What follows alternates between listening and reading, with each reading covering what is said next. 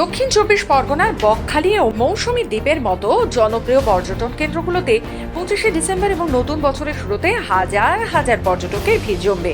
এই সময় পিকনিকের আনন্দে মগ্ন থাকেন পর্যটকেরা। তবে কোনো ধরনের অপ্রত্যাশিত দুর্ঘটনা বা সমস্যা এড়াতে তাদের নিরাপত্তা নিশ্চিত করা অত্যন্ত জরুরি। এ বিষয়ে মাথায় রেখে ফ্রেজারগঞ্জ কোস্টাল থানার উদ্যোগে একটি প্রশাসনিক বৈঠক হয় মঙ্গলবার।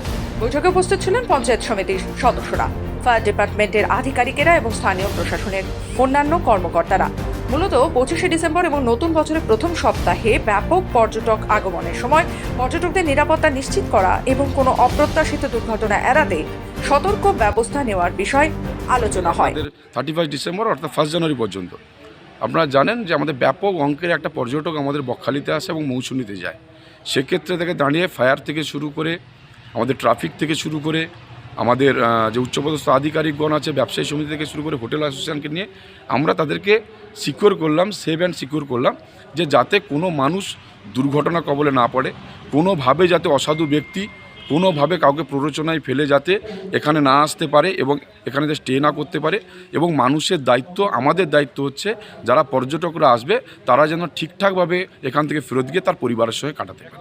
দক্ষিণ চব্বিশ পরগনা থেকে রবীন্দ্র দাসের রিপোর্ট, খবর বাংলা।